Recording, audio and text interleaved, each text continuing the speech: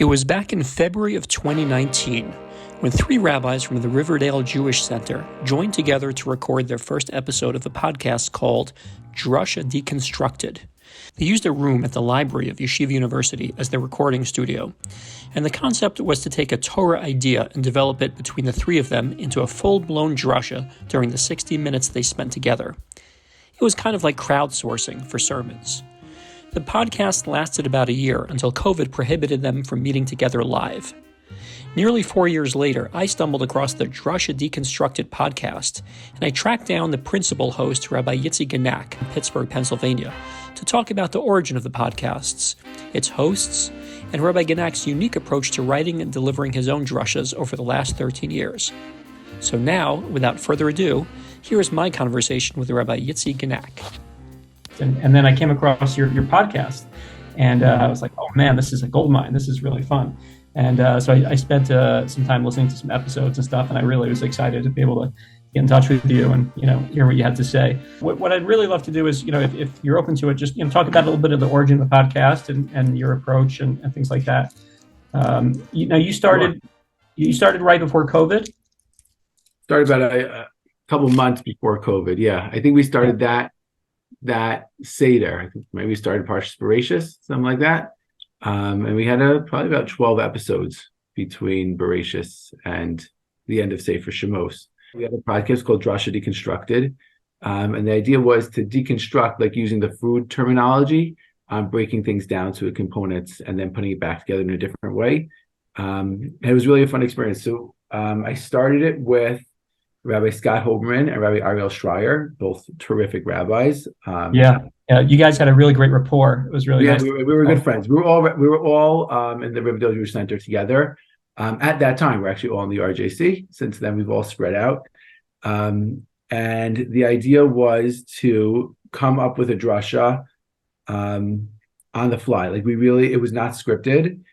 And each episode, one of the three of us was tasked to introduce a source and then develop the drasha from the source. So the other two didn't know what the source was going to be, so we couldn't prepare for it. And then we would live or semi-live develop it together. And we did it until COVID, and we stopped at COVID because we always, even though it could have been done online, it could have been done separately. But the joy was doing it together. Like we got together. Often we actually used a room in the YU library.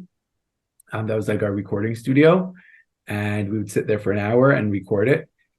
But listening to your method, the Maggid method. So this podcast was actually the opposite. It was always starting from the inside out, always starting with the Torah, and then constructing the edifice around the core. Instead of starting with a goal and then moving backwards from the goal. Yeah, I noticed that. I was going to talk to you about that, but I'm curious. So taking a step backwards, what was the origin? Was it your idea? Was it your brainchild? So we came up with it was me and Rabbi Hoberman. We were looking to do something different, and Rabbi Hoberman and I had a friend who was a great sound editor. Like, you have like these people who are good at like everything technical. So that's Ephraim Clare, who actually posted it. His name is on the podcast. He was the guy who knew how to cut the sound and knew how to upload it and knew how to disseminate it. And so we had a guy who knew how to do it. And now we had to just figure out what we wanted to do. And we're like, we love learning and teaching. So like maybe we could spin this differently. So we decided we wanted to do a learning teaching podcast, but not like on the Parsha, like a Parsha Shiur. We wanted it to be real and authentic and unique. So this is how we came up with Drasha Deconstructed. And it ran for a couple of months until COVID put it away.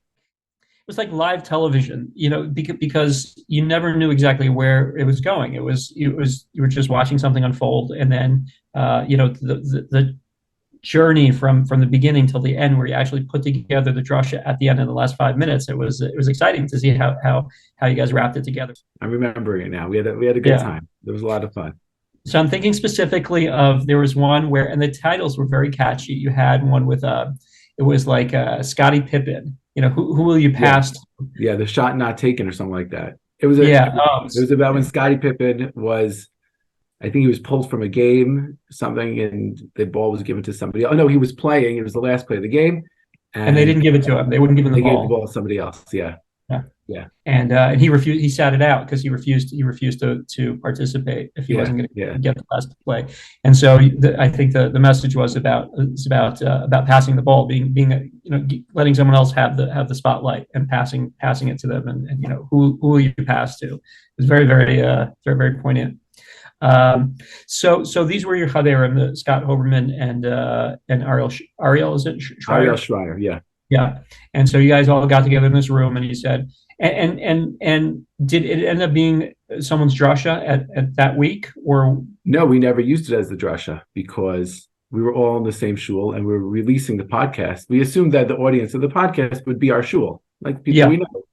So we never used the material from the podcast in the drasha because it wasn't available anymore.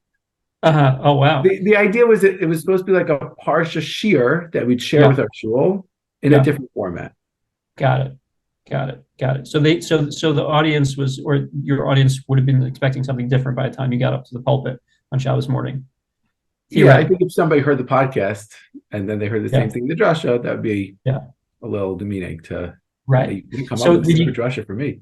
Did you get feedback? Did people listen to it? Did people? Yeah, we got some feedback. I don't know what the stats were because I didn't post it directly. Mm-hmm. And actually, I don't know if podcasts guess those stats. I actually have no idea because I never did the technical pieces. Here or there, we got people responding. Every once in a while, I'll get like an email from somebody. Oh, I came across your podcast online, and like it was a lot of fun. It never really developed into something that was bigger than itself. It was a really nice experiment for the time that we did it. I think it taught some things, and we learned from the experience. But it never like snowballed into something like. I hope your podcast snowballs into something huge. Do you? Is that how you go about preparing your own drashos? Is that? I mean, minus your friends, but is that you were talking about the Chazal first or the Torah first, and then you look for something in the parsha, and then you build around that. Is that your absolutely method? It's always So the answer is yes. It's always inside out. Very focused on the Torah. I don't want to undersell it. Like it's worthy of its own time and its own stage. But I'll be the context that I give it, the framing. I think is the key part of the drasha. Like I'm working with a young rabbi now, and I'm trying to mentor him in his growth. And one of the things that I'm trying to teach him is like to go beyond the Dvar Torah, which is like a horrible thing to say. What do you mean go beyond the Dvar Torah? What's wrong with the Dvar Torah to begin with? But I'm trying to teach him that anyway. And so I said the main part of any Dvar Torah or any shiur is the framing of it. How do you start it? How do you finish it? How do you give it relevance and context? Because not every single piece of Torah is going to be given the proper framing that it could be used in a drasha. You have to select properly, and then when you select it, you have to give it a launching pad that it can really be powerful. But I do believe that the Torah and the drush that we're starting with is so rich and so powerful that the drashos write themselves. There's so much there. So I'll during the week, like I'll be thinking throughout the week, like, is there a message that I want that I think like something that I'm thinking about? One of the keys in how I frame drashos in my mind is resonance. Like what resonates with me? What am I going to? How am I going to get the listener to resonate with what's resonating with me? There's an idea in neurology called mirror neurons, which means that when one person witnesses somebody going through a certain type of experience, so the neurons in their brain, the viewer's brain, will mirror the experience of the person going through the experience. Which is why when one person sees somebody else crying, they'll often begin to cry with them because their own brain is mirroring what they're seeing. Involuntarily. It's to a large degree involuntarily. So that's kind of what I'm trying to do. I'm trying to be like an antenna that's vibrating, that's resonating, and I want my listeners, I want my congregation and my students, whoever it is that I'm talking to, I want them to resonate with what's resonating with me. So like there are 3 points of resonance. There's the Torah itself, where it's starting. Then there's me, who's resonating with that as I see it. And then I'm sharing that experience forward. And I'm trying to build it up and to expand it so that it includes other components as well as it's going forward. So the first step, if I understand you correctly, is to find something that moves you. So if it moves you, that's the first step. Then yeah, I wouldn't say I think that is what I said, but I think it's not accurate to the actual methodology. Yeah, go ahead. I think more. I think I'm reflecting together with you, but I would say find that there are pieces when you open up a chumash, there are pieces on the page that are just so powerful and so strong and so rich that they call your attention to them, and like you're just drawn to them. Now it takes a little while to develop an eye for what resonates and what doesn't. But finding things that are so powerful, they will, if you choose the right piece, it will resonate with something else that you're thinking about, something else that's important, something else that's relevant to the context. So when you choose the right piece, it could resonate with 20 different messages that you're thinking about. I mean, I might find a Rashi, which I love darshaning Rashi. I think Rashi is amazing.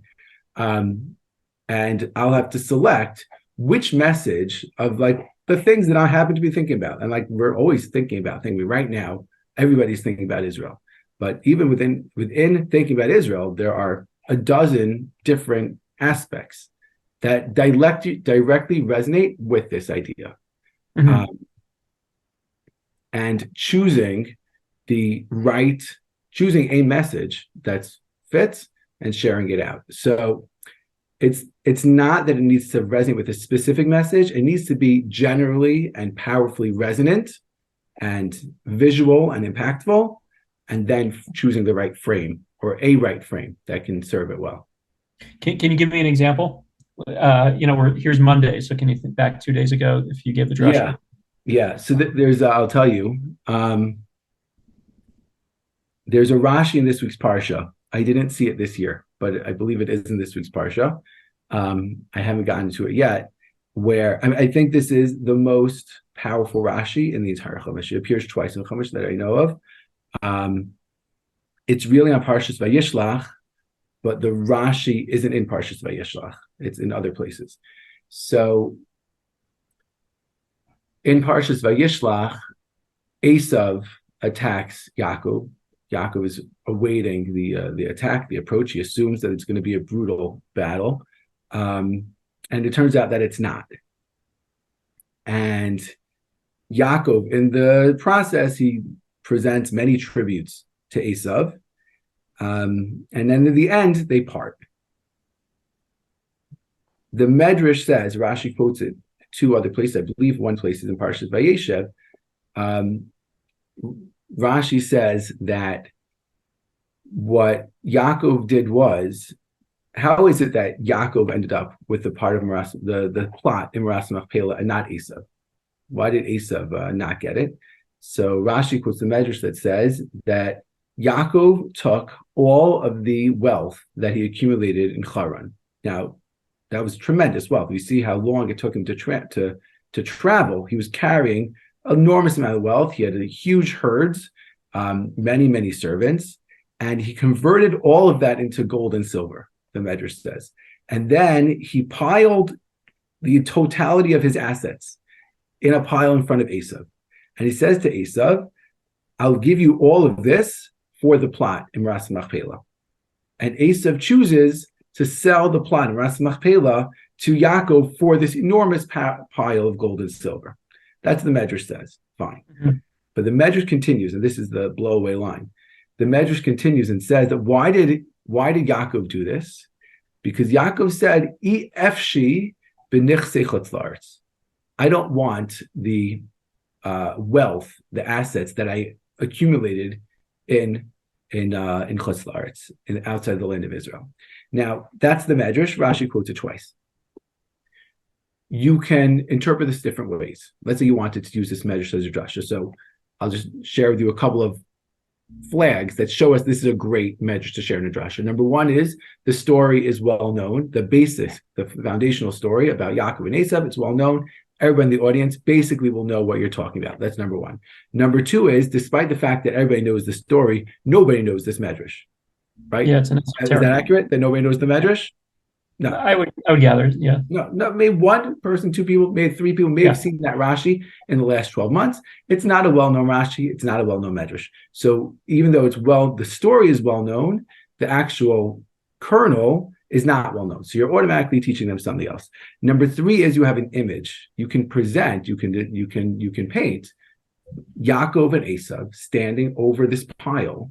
And as the pile grows, you can pick it up. It's 3, 4, 5 feet of gold. It's enormous. And Yaakov is offering Esav to make the choice. What is it that you want? So those three components right away tell you that it has a lot of potential to be used as a drasha. Mm-hmm. But I think the main one is, what makes it so powerful, is the last part of the lesson that the Medrash is teaching is not just that Maras Machpelah is more valuable than gold and silver. Like Tovli, Torah, that Torah and Ruchnias are better than money. The Medrash is saying that too, but we all know that. You can't get up there and say that your Ruchnias is more valuable than your money. Right, it's a long way to go just for that. Yeah, come on. For that I hired a rabbi. No, you need more. So you can. The surface of the depth over here is the drasha of Chutz La'aretz and Eretz Yisrael. You could say it like that. You see, look, Yaakov understands the value, the power of Eretz Yisrael, and he's willing to give up everything. And you could say, you and I, we could give a drasha this week about how we need to be embedded in Eretz Yisrael. And you can say how we have to make aliyah to Eretz Yisrael, we have to support Eretz Yisrael, we have to be davening towards Eretz Yisrael. We can say all those types of drashos. I think that's fine. That's a valid drasha, but I think you can go much deeper. Because if you rewind the story, and this is why I think it's the most powerful rationale of Chumash, if you rewind the story, so right before Parshas Vayishlach, we know that Yaakov spends 14 years with Lavan so that he can marry Rachel and Leah, right? He says, I married Rachel and Leah, I've established my family, I have 11 sons, it's time for me to go back to Eretz Canaan. I want to go back. But Lavan asks Yaakov to stay, and Yaakov says, I can't stay with you. I'm a pauper. When am I going to invest in myself? So Lavan says, what do you want? And we know there's the whole story with the speckled sheep and the spotted sheep, and all, right? It's a famous story. How long did that story take? So we know it took 6 years. It says in the Chumash, for 6 years, Yaakov agrees. That means 6 summers, winters, falls, springs, 6 cycles. He stays in the pasture with the sheep as he amasses a tremendous fortune. Now, we know his fortune was tremendous because it's described in the Psukim that all of the sons of Lavan would point at the fortune and say he's stealing everything that belongs to us. So it was enough to get people upset. Yeah. Yaakov is a tremendously wealthy man. He's an old man, right? We know from the Psukim he's an old man, and he dedicates 6 years on top of the 14 to I think the Pasuk says, to do for my own home, right? I have to do for my own home, okay? And then you get to the next parsha, and Yaakov trades all of it for Eretz Yisrael, okay? So the actual message is that Yaakov always had the opportunity. 6 years ago, he had the choice. Do you want to go back to Eretz Yisrael, or do you want to stay in Chutz La'aretz and make a fortune? And what was the choice that Yaakov made? He said, I want to make a fortune. He said, I'm going to stay with Lavan for 6 years so that I can be fabulously wealthy. That was Yaakov's choice. He frames it differently, but that's what he says. And then he gets to Eretz Canaan, he meets Esav, and he trades away his fortune for a plot in Maras Machpelah. what does that mean? How does that fit with what just happened? He just decided, I want the fortune instead. I don't want to go back now. So it's worth waiting outside. And to me, what the Medrash is saying is that Yaakov arrives in Eretz Canaan and has a brand new perspective. And he regrets what he did. He said, I can't take the money that I accumulated and I spent my lifetime on, years and years and years, in Chutz La'aretz and Haran. I can't take it with me anymore. And he's willing to trade it away, which the Medrash is kind of saying it was a poor trade. He traded his wealth for a couple of feet in Ras Machpelah, not just because he wanted to Ras Machpelah, but he didn't want to take his wealth with him. And he regretted. It's the Medrash to me is about regret, and it's about moving forward and accepting that you've made choices in your life and you really invested in them in the past that didn't pan out, and you can just move on from that. And that's what Yaakov does. Mm-hmm. So I think you asked what is a kernel from this week's parsha. I mean, that Rashi, like, it rocks my world. Like it's it was great. Like, very we powerful. all have regrets. And it's so much bigger. Once you get to that lower level, that deeper level, it doesn't need to just be about Eretz Yisrael and Chutz La'aretz anymore. It's applicable to so many things. So what would is this what you said last Shabbos? No. Okay. So first I'll ask you, why didn't you? I used this last year. Okay, good. So I can't use it again. Yeah, hopefully people remember. That's what you hope. Rashi like this, you can't forget. Everybody remembers this one. Yeah. So when you used it last year, what was the message? Was there a practical takeaway? The practical takeaway, if you could sum it up, is I can't remember exactly how I used it. But the idea of not getting stuck in our regrets is a universal idea that really talks to everybody, because we all get stuck in our regrets and in our decisions and our investments. Like the sunk losses are what hold us back very, very often. So highlighting that in a broad sense, I think gives people a tool to utilize it in a way that they need. I don't know what everybody else's sunk loss is, but like to develop an idea and a language that you see from Chazal, you see from the Torah, that you can make a mistake in the past and then move forward from it, recognize that it was a mistake, and then move forward is not, that's not just humility, and it's not even humbling. That's what strong Jews do. It reminds me, the Shagas Ari writes in his Hakdama that he wrote his Shalos Teshuvos at the end of his life. And I think he writes that he had really written many other Svarim previously, but they were all lost. And maybe he says there was a fire or something like that. I don't remember exactly how we lost all the Svarim. And he says, I don't really regret that I lost all those Svarim, because honestly, looking back, they weren't so great. So he says they were just the Chadidus HaTalmidim. They weren't the right Derech Halima. They weren't as well done. He says, so now I'm an old man, and I write my tshuvas now. So the tshuvas that he writes, which is the Shagas Ari, his most important work, are just the very end after he lost everything else. They say the same, the Minchas Chinuch also, he lost his Svarim also in a fire. Actually, I think it was due to arson. His home was attacked for whatever reason, and he lost all of his Svarim. The Minchas Chinuch was a tremendous Talmid Chacham, and the only thing that he had left was this like little kuntras that he wrote on the Sefer HaChinuch, and with that he made a tremendous name for himself. So amazing. How much stock? Well, probably not a good way to start the question. How much of original thought do you put into coming up with a message from Chazal versus communicating something that you found that's already fleshed out? Completely in the former. I think I try to have my drashos completely original. That doesn't mean that I won't use material that's already been developed. I've discovered Svarim through my drashos that I probably wouldn't have used regularly, but really find them terrific. Like one sefer that I love, a commentary in the Chumash, is the Kli Yakar. I think the Kli Yakar is fabulous.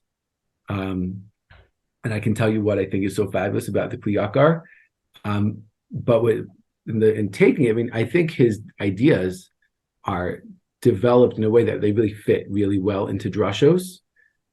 So I don't need to develop the Torah part beyond what he has. But that doesn't mean that it's not a creative endeavor. The framing of it, which I think is the key part of the drasha, is completely creative. So matching it with an introduction, an application, some sort of parable, not really parable, but like parallel situation to contemporary life that really like fleshes it out, shows its manifestation. That's a creative endeavor. So I still see it as completely creative, even though the pshat in the Chumash is entirely his. Got it. So what I'm curious about is, when we talk about like the inside out, you take the Chazal, the Torah, and then you build around that. So what the concern that I have is that when you develop 90% of your time on the Devar Torah, and then the last 10% on the message, on the takeaway, so that reveal, that takeaway at the end has to be so powerful that that last 10% is actually going to move them, is going to flip a switch in them. And I wonder if you're able to do that so skillfully and powerfully in the 90%, so that when you pull out the rug and that last 10% is the message, is that as powerful? Are they left with the message, or what? Do they remember the Torah more than the message? That's the tension that I find myself wrestling with, and I'm curious what you think about that. I would say halavai, they remember the Torah more, if only that were true. In terms of the numbers, like 90-10, I would say, let's say a drasha is 10 minutes long. Let's say. So I would say that the Torah component is probably 4.5 minutes. So it's not the majority, but the applications and the framing are meant to directly reinforce the ideas of the Torah. So if they're kind of like distinct and disjointed, so then you have a Dvar Torah and you have some sort of application or something like that, but they don't reinforce each other. So I think sometimes that happens, but I don't think that's ideal. I think ideally it should be very strongly enforcing it, in such that the application is actually a continuation of the drush itself. Like going back to the Rashi that I shared before, the idea of regret, like the story of the Shaggai, something like that, that is a direct commentary on the Medrash itself. It's not actually commenting on it, but the idea, the experience, reinforces the Medrash. So I see that as an important component of the way to think about drush.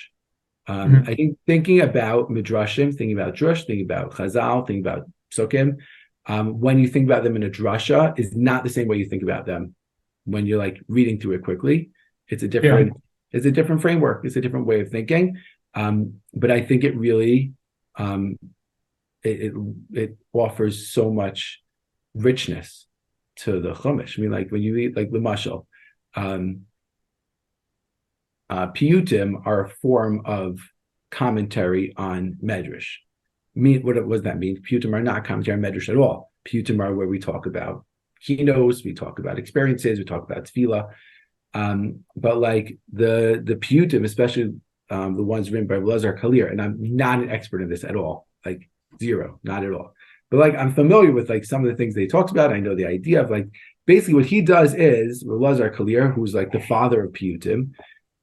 What he does is he takes midrashim and then he cuts and pastes them and reformats them into a piyut, into some sort of tefillah. But if you read it backwards into the medrash, so he's creating a frame for that medrash, and like that's really, really important. I think the same thing's true about drasha. A drasha, which is not the same thing as a medrash, the drasha is offering a framework for the medrash, and I think it gives it adds richness as it shows that the medrash itself, the commentary on the Chumash, the Rashi, the Ramban, the Kli Yakar, the Nesiva Shalom, as it goes through real life experience, is not diminished, but it actually it evolves and it creates more and it gets deepened. So what's your goal with the drasha? If you had to sum up in a sentence or two, what do you hope to achieve with your drasha? Yeah, it's a great question. So it depends. There are different types of goals for drashos. I mean, sometimes like the goal is very focused. Like I want to talk about this specific thing by the end of the drasha, and it's going to be talking about it. I'll give you something, the mashal that I don't talk about. Like I could say, I want people to realize that they should stop talking during Chazar Shashatz. I don't talk about that during my drasha. They should stop talking during Chazar Shashatz. So it could be something like that. Yeah.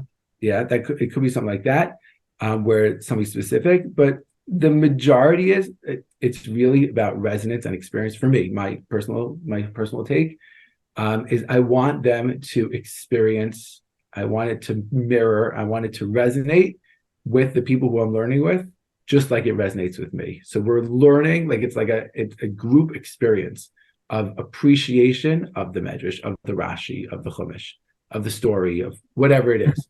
And there are all different tools that we use. As I actually say, I mean, I've been giving drashos for long time, 14 years. 14 years I've been giving drashos. Feels like yesterday. And as I get older, like I have new tools that I use and different experiences. Like my experiences as somebody who's practically middle-aged.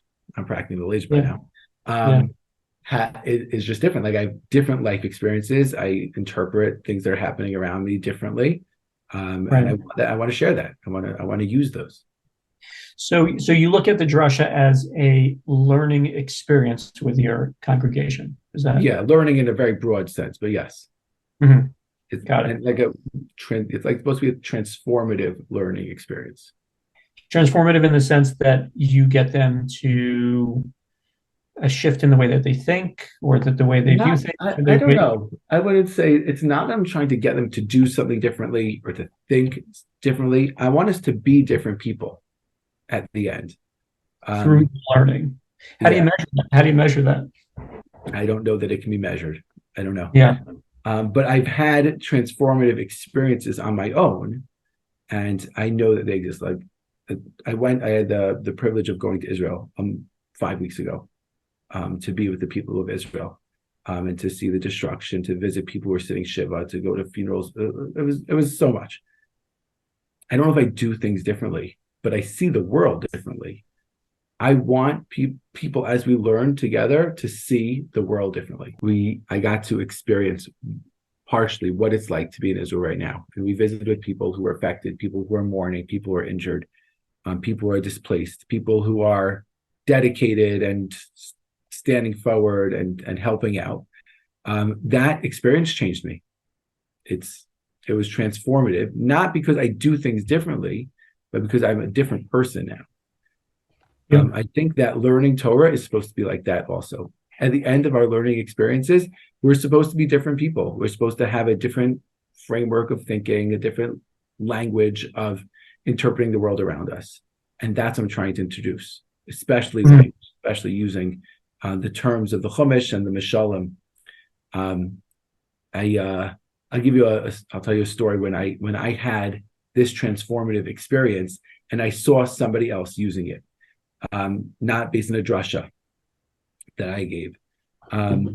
There were two people talking. Each of them was learned, and they're very good friends. And one person was complaining in like their personal life. They're just sharing, like, they're going through something very difficult and they're feeling overwhelmed.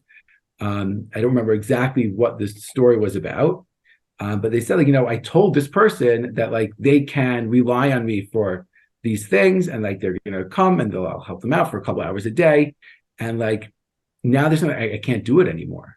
Like I can't, like I'm stuck. I can't do it anymore. What should I do? Like I feel so bad.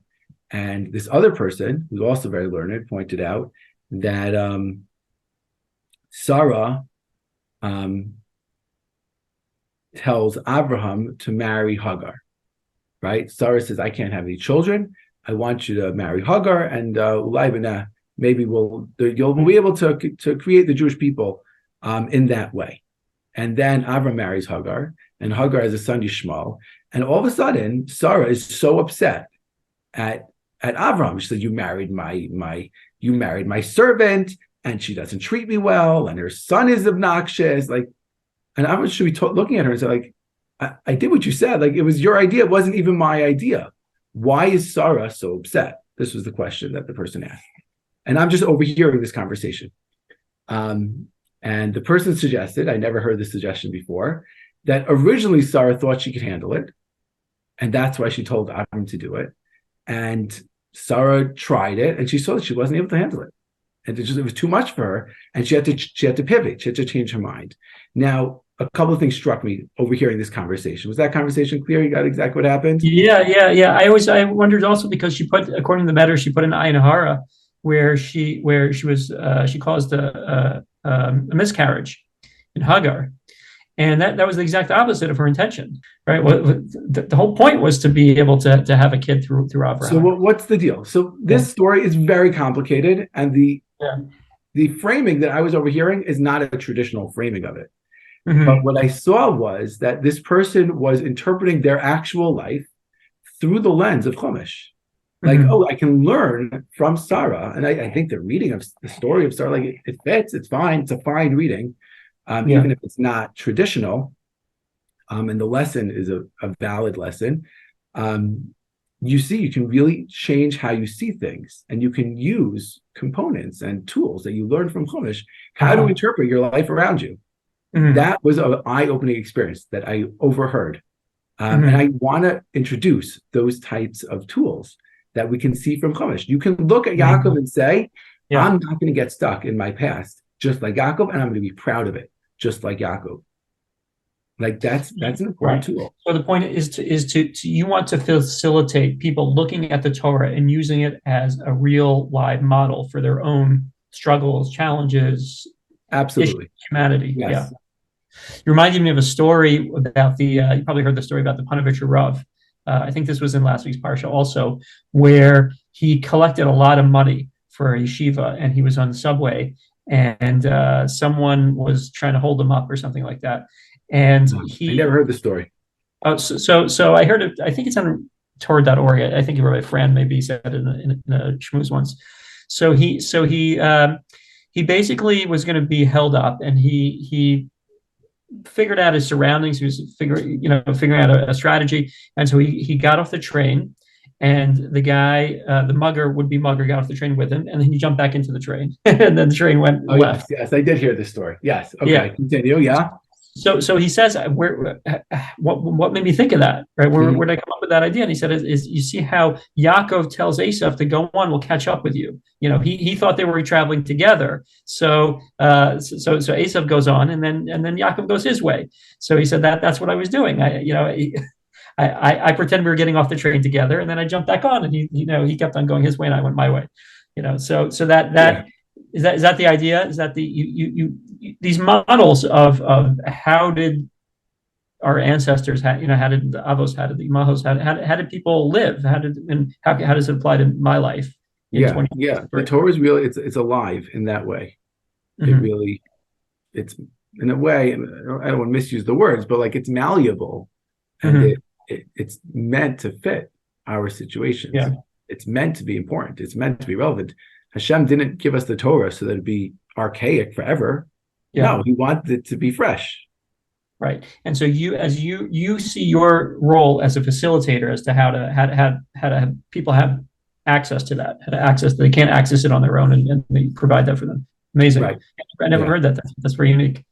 Okay, so I'm going to ask you, we don't have a whole lot of time left. I'm going to ask you a couple of questions that I ask everybody, and everyone has different answers. Notes versus no notes. I gave one drasha with notes in my life. That's not true. It was two. My first drasha, I had notes, and the feedback I got was that you read your speech to the congregation. After that, I haven't used notes. Different approaches. I think there's value both, but I'm grateful for the one that I've been trained in. Yeah. And so without the notes, how do you kind of, some people, like I spoke to Rabbi Yaakov Glasser last week, and he says he doesn't use notes, but he still writes out everything word for word before he gives it. So, and he had he had a reason for it. He said, the reason that I do that is because I want to know that if, some crisis comes up Friday night and I don't have time to prepare, the worst case scenario, I can just read my notes. It's not going to stare me. I'm not going to be like, thinking, oh my gosh, I can't pay attention to this guy because I have this drasha to give and I'm not prepared. I have the drasha, and worst comes to worst, I'll rely on the notes. And he said it never happened before, but he does it that way. So in terms of your preparation, is it an outline? Is it like So I make a mental outline. My drashos usually have about 3 to 6 components. So I outline the components in my mind, and I also try to, within the mental outline, have specific terminology. Like I said, I want language that's really important, and like tools that's attached to language. So there's language that I'll say, this is a phrase that I want to use. This is like the phrase I want to use continually. It's going to be like the coda.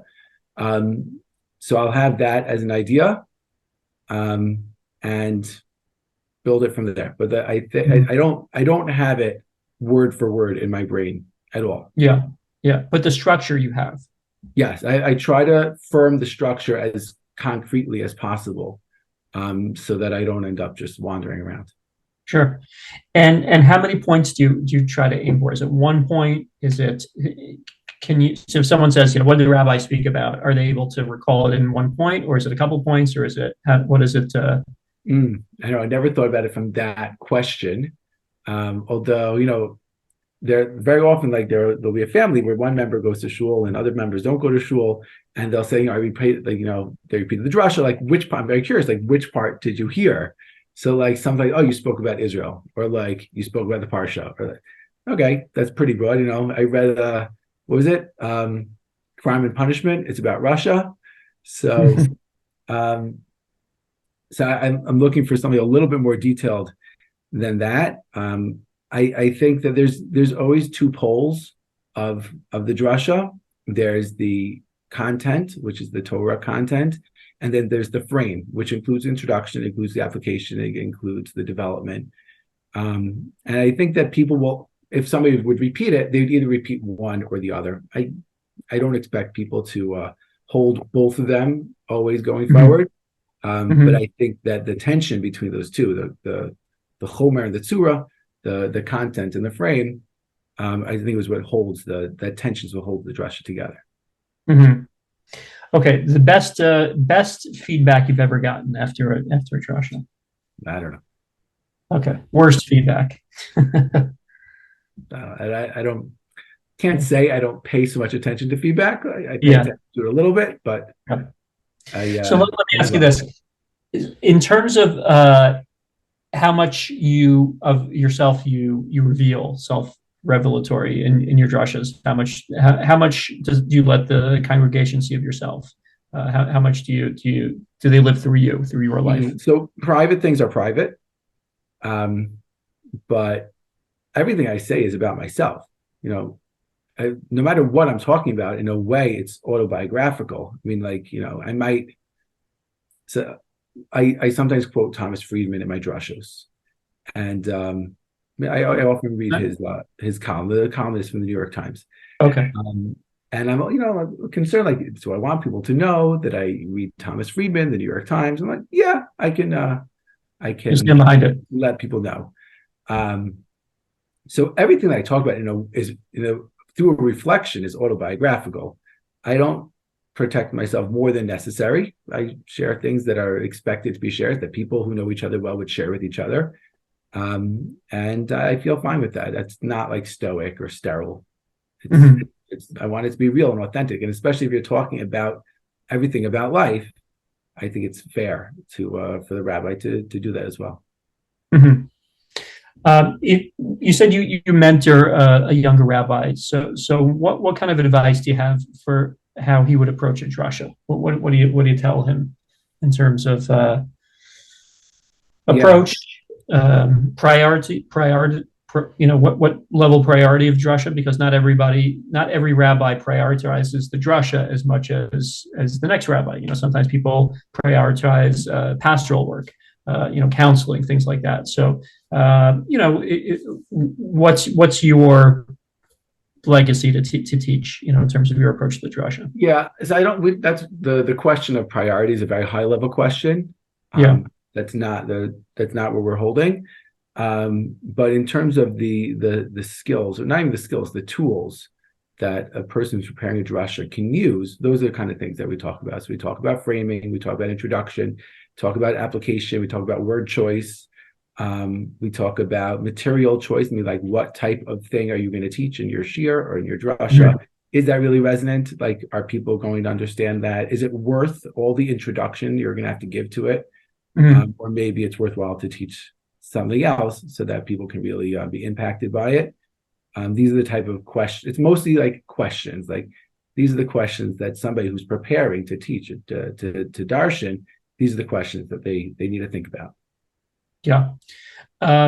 In terms of the famous H structure. So talk about it. Do you use that? Well, first maybe explain what it is, because I've only heard it secondhand. Yeah. So the H structure, I think, was created by Rabbi Yitzi Genack. Is that your understanding also?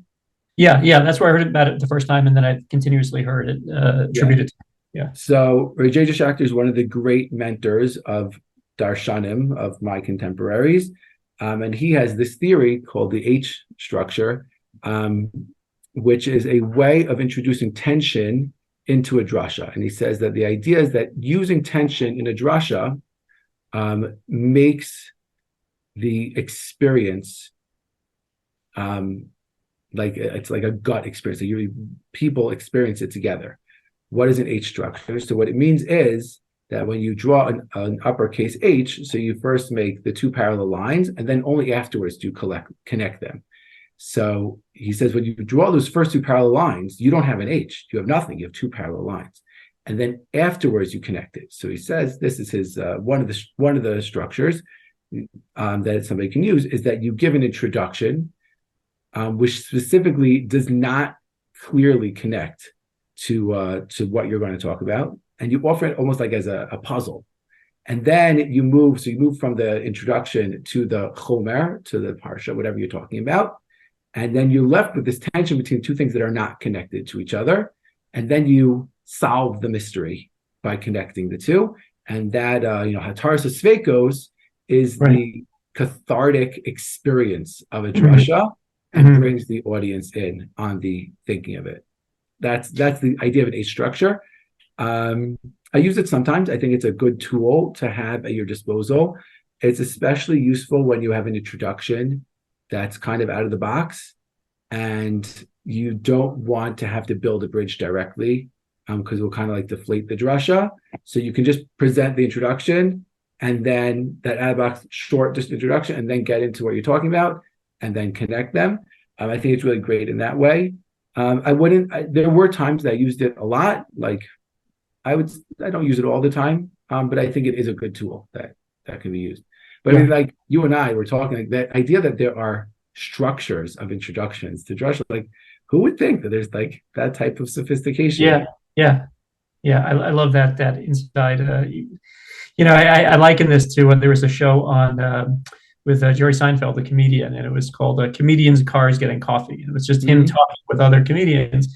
So, when rabbis get together and they talk about what they do, it's, I know they find it fascinating. I wonder how many other people find it fascinating. But right. I think our Drasha Deconstructed may have been based on that concept. I don't remember. Oh, really?